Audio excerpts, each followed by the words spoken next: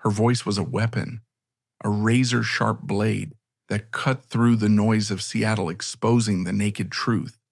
They called her a warrior on stage, but no weapon could protect her from that fateful night. What happens when the loudest roar is silenced by the most terrifying silence?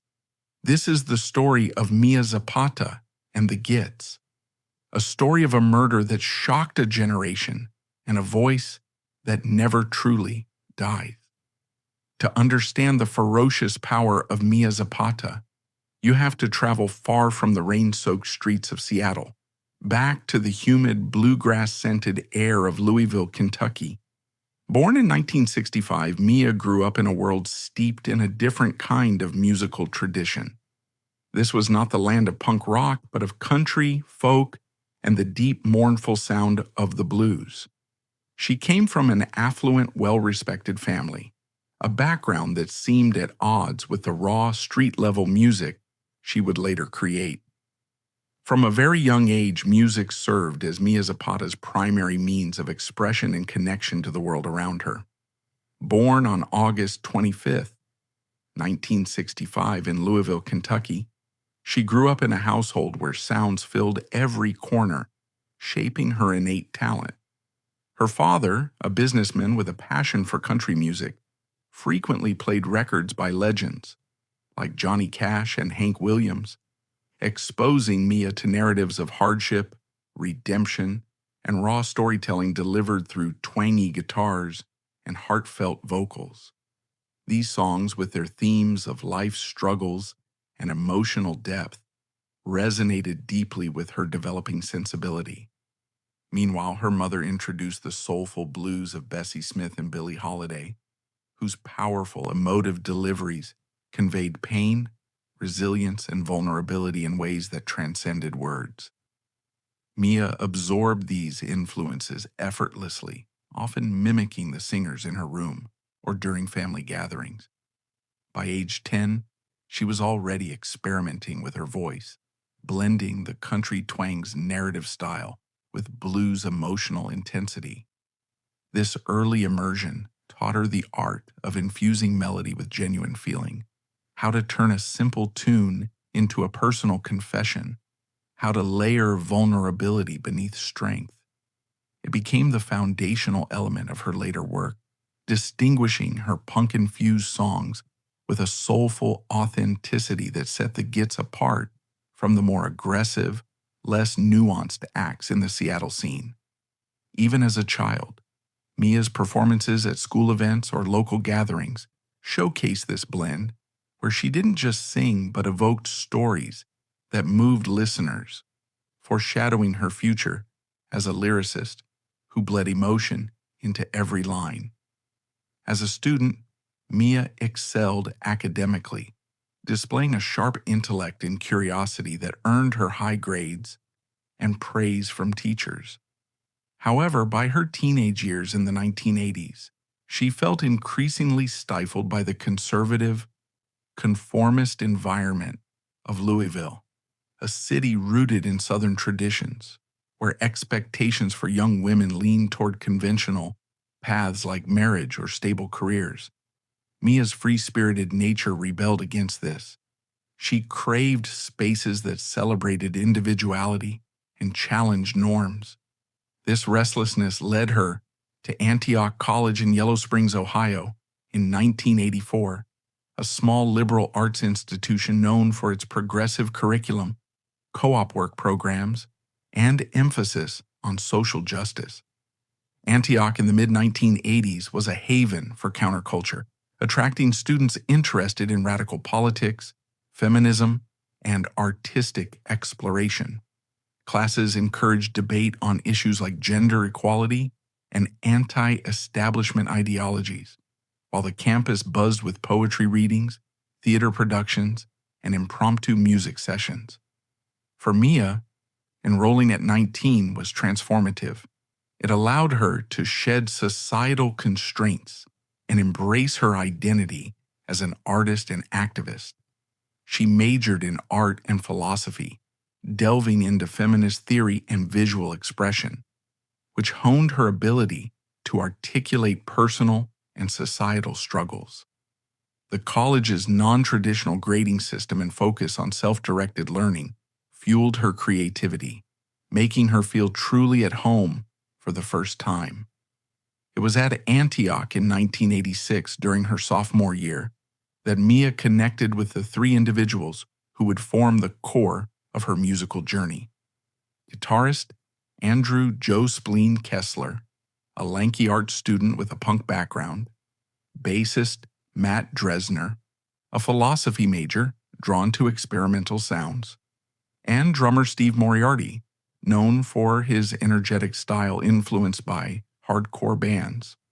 Their meeting occurred at a campus party where Mia, already performing solo acoustic sets, jammed with them informally.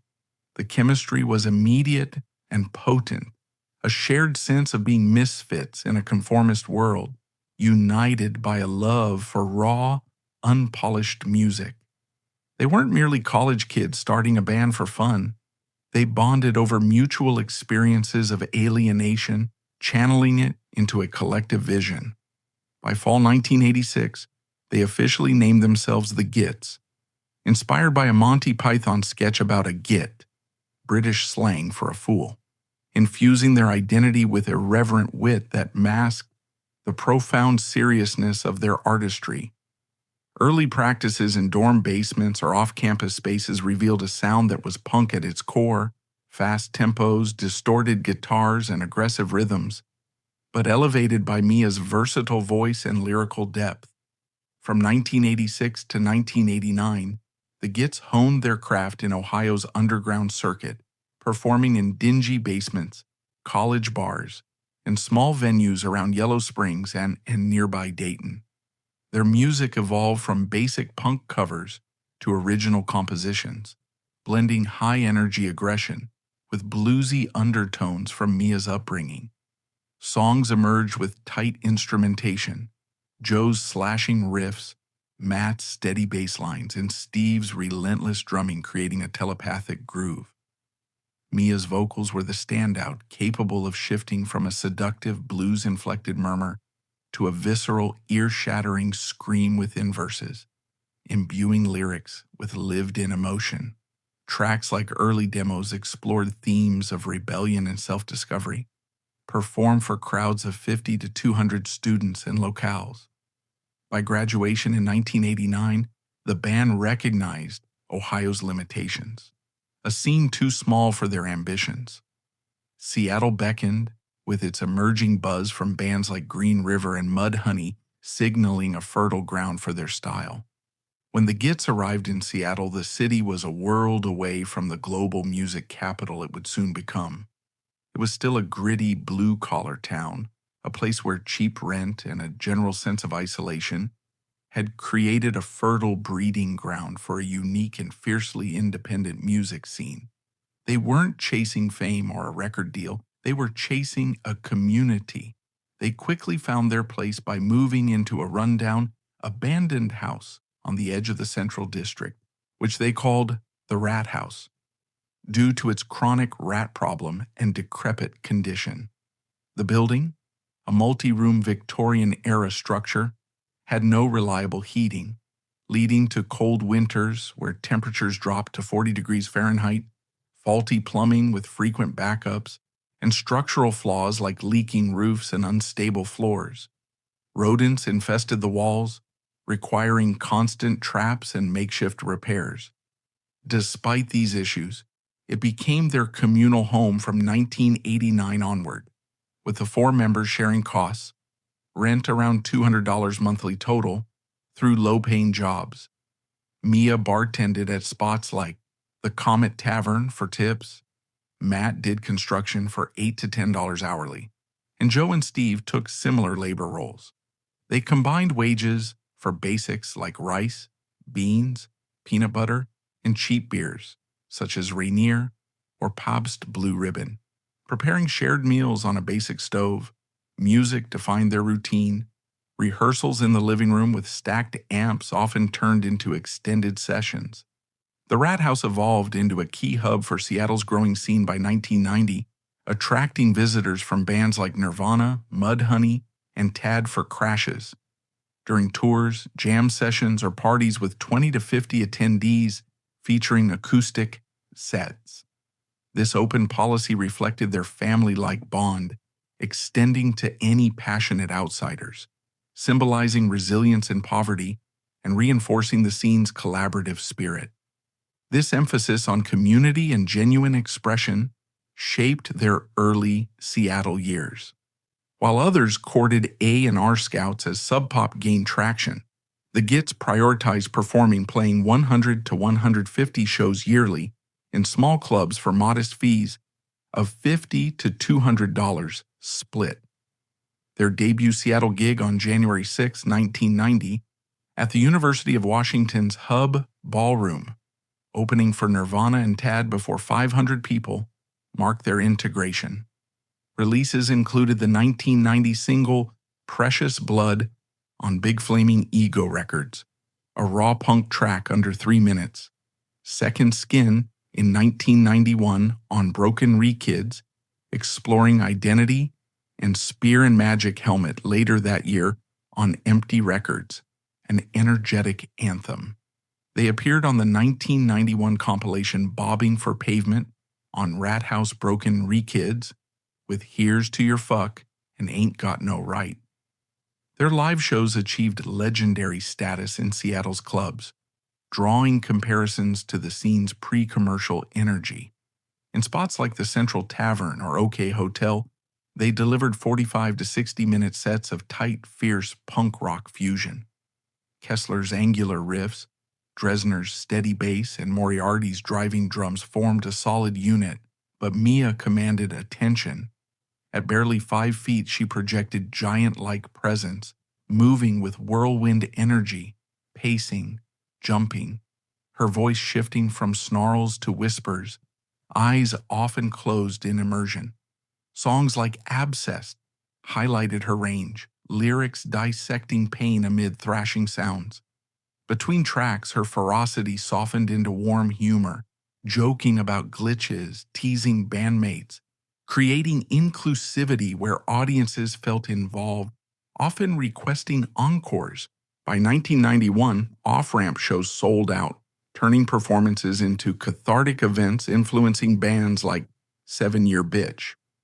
In 1992, they bottled this vitality on debut album Frenching the Bully, released June on CZ Records. Recorded cheaply at Reciprocal Recording by Jack Endino, the 11-track LP captured live essence without polish, distorted guitars, relentless rhythms, Mia's vocals central. Critically praised in underground outlets like Maximum Rock and Roll, it sold modestly but circulated widely via trades. Another shot of whiskey pulsed with barroom defiance, driving beat and chorus. Second Skin delved into shedding false selves, Mia's lyrics unflinching on pain, resilience, identity, and adversity. They toured US and Europe post-release, honing skills without selling out. To the outside world and even to many within the Seattle scene, Mia Zapata was a warrior. She was the tough, fearless front woman who could stare down a hostile crowd and win them over with the sheer force of her personality. But the people who truly knew her, her bandmates and her closest friends, saw a different side. The ferocity on stage was real, but it was also a shield she used to protect the deeply sensitive and sometimes fragile person underneath. She was fiercely loyal, the kind of friend who would give you her last dollar or defend you with her fists if necessary. She worked as a bartender at a local pub, the Comet Tavern, and she knew the names and stories of all the regulars. She was the unofficial den mother of her circle, the one people went to for advice, for comfort, for a shoulder to cry on. She was also a talented visual artist, constantly sketching and painting, her work filled with the same raw emotional intensity as her music. Her lyrics were her diary, a direct line into her innermost thoughts and fears. They were a world away from the often sludgy, introspective angst of many of her male counterparts.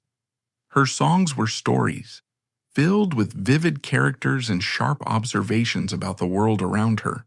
She wrote about betrayal in Cut My Skin, It Makes Me Human, about the numbing effect of alcohol in Another Shot of Whiskey, and about the struggle for self-preservation in Second Skin, where she sang, I'm gonna build my own private pen to keep my sacred feelings in.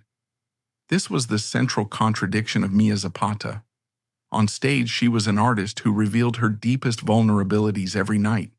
But off stage, she was a deeply private person who carefully guarded her heart. One of her closest friends, Valerie Agnew, the drummer for the band 7 Year Bitch, recalled she had this ability to connect with people on a really deep level. But there was always a part of her that she kept hidden, a part that I don't think anyone ever really got to see.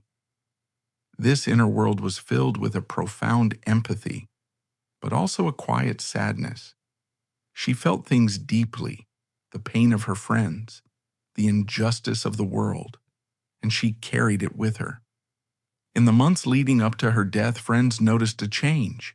The pressures of the band's impending success were weighing on her. The prospect of signing to a major label, of becoming a public figure, was both exciting and terrifying. She was worried about selling out, about losing the authenticity that was so important to her. There was a weariness in her eyes, a sense of foreboding that is tragically clear in hindsight. She was a warrior, but even warriors get tired. She had spent her life fighting for her art, fighting for her friends, fighting for her place in the world. And in the summer of 1993, she was in the fight of her life, a fight she didn't even know was coming. The last night of Mia Zapata's life unfolded on July 6, 1993, starting in an unremarkable fashion typical of her routine in Seattle's vibrant but gritty music scene. She began the evening at a friend's apartment, likely engaging in casual conversations amid the familiar haze of cigarette smoke, and shared stories from the day's rehearsals or gigs. Later, she headed to the Comet Tavern, the dimly lit Capitol Hill dive bar, where she bartended part-time, a spot that doubled as her social hub. Surrounded by regulars and fellow musicians, Mia was in high spirits, her laughter ringing out as she shared drinks, perhaps whiskey shots or beers, with friends, trading jokes and updates on band life. Around 2 a.m., as the bar wound down, she mentioned her plan to briefly visit another friend living just a short walk away before returning to the apartment she shared with her boyfriend. She stepped out alone into the mild summer night, her departure casual and without concern, the final sighting by anyone who knew her while she was still alive. Approximately 3:30 a.m., in a serene residential street in the Central District, a local woman was jolted awake by a piercing scream that echoed with raw, unadulterated terror. The sound, sharp and desperate, cut through the quiet, but was abruptly silenced, leaving an eerie stillness. Alarmed, she peered out her window into the darkness, but spotted nothing unusual. No figures, no disturbances, and, after a tense moment, dismissed it as perhaps a fleeting disturbance, returning to sleep unaware of the horror unfolding nearby. A few hours later, around 6 a.m., as dawn broke and sunlight filtered over Seattle's streets, another resident en route to work stumbled upon a horrific scene. A body sprawled lifelessly in the middle of the road. It was Mia Zapata, her 27-year-old form bearing the marks of unimaginable violence. She had been savagely beaten, her face and body bruised from repeated blows that suggested a prolonged, brutal assault. Evidence indicated she was sexually assaulted, adding layers of violation to the attack. The fatal act involved strangulation with the drawstring from her own hooded sweatshirt, pulled tight around her neck, cutting off air and life in a cruel, personal manner. Discovered partially clothed and discarded like refuse, her death, at such a young age, just as her band was on the verge of success, shocked the community and served as a brutal reminder of the real dangers lurking in the shadows. Mia Zapata's death sent shockwaves through the Seattle music community. This was not a drug overdose, a tragic accident that had become all too familiar. This was a brutal act of violence. The police investigation quickly ran into dead ends with no witnesses, no clear suspects. The case went cold, leaving a raw emotional wound and a fear that gripped the city. But their grief quickly turned to anger. Her friends, a community of musicians and artists, refused to let her be forgotten and channeled their outrage into action. And an organization called Home Alive was born. It began as a fundraising effort to hire a private investigator, but quickly grew into a powerful movement, teaching self-defense and empowering women with a clear message: we will not be victims. The biggest names in rock, Nirvana, Pearl Jam, Soundgarden, and Mia's own idol Joan Jett came together to host benefit concerts and albums. Joan Jett even collaborated with the remaining members of the Gits on an iconic project. Home Alive has become Mia Zapata's most powerful living legacy, turning a personal tragedy into a force for social change. The hunt for her killer continues in silence, with a private investigator relentlessly pursuing cold leads and a community that never gives up hope. The wait for justice has been a long 10 years. Then in 2003 came the breakthrough that would finally crack the long unsolved case of Mia Zapata's murder. This pivotal moment was made possible by advancements in forensic science, particularly the expansion and utilization of a national DNA database known as CODIS, which stands for the Combined DNA Index System. It represented a revolutionary shift in cold case investigations, allowing law enforcement to cross-reference genetic evidence that had previously sat dormant in evidence lockers. For cases like Mia's, where traditional detective work had hit dead ends, despite extensive interviews, suspect sketches, and community canvassing, CODIS offered a new lifeline, harnessing the power of DNA to identify perpetrators who might have otherwise evaded justice forever. The Seattle Police Department, under mounting pressure from Mia's dedicated circle of friends and supporters, decided to revisit the physical evidence collected from her body back in 1993. These friends, many of whom were fellow musicians from the Seattle punk and grunge scene, had never stopped advocating for her. They formed groups like Home Alive, a nonprofit dedicated to self-defense and anti-violence education, which kept Mia's story in the public eye through benefit concerts, awareness campaigns, and direct lobbying of authorities. Their persistence was instrumental. Without it, the case might have remained archived indefinitely. Prompted by these efforts, detectives pulled the preserved samples, including saliva traces found on Mia's sweatshirt, a crucial piece of evidence that had been carefully stored in the hopes that technology would one day catch up. This saliva, believed to be from the assailant during the brutal attack, was processed and uploaded into CODIS for comparison against its growing repository of profiles. To the investigators' astonishment, the system returned a match almost immediately. The DNA profile aligned perfectly with that of a man named Jesus Mesquia, a 48-year-old Cuban immigrant who had resettled in the United States after fleeing his homeland. Mesquia worked as a commercial fisherman, a transient occupation that had taken him across various states, including stints in Florida, where he was residing at the time of the hit. His background revealed a disturbing pattern of predatory behavior toward women, marked by multiple allegations and incidents that painted a picture of escalating violence. Court records and police reports detailed a history that included assaults, stalking, and domestic battery, often involving vulnerable individuals he encountered in everyday settings. In one particularly egregious case prior to Mia's murder, Mesquia had been accused of breaking into a woman's home and attempting a sexual assault, though charges were not always pursued to conviction due to evidentiary challenges common in that era. The key to his identification lay in a 2002 arrest in Miami-Dade County, Florida, for domestic abuse against a partner. Under Florida's laws at the time, which mandated DNA collection for certain felony arrests, Mesquia's genetic sample was swabbed and entered into the state database, which fed into the national CODIS system. This routine procedure, part of a broader push to expand DNA databases following high-profile unsolved crimes, proved fateful.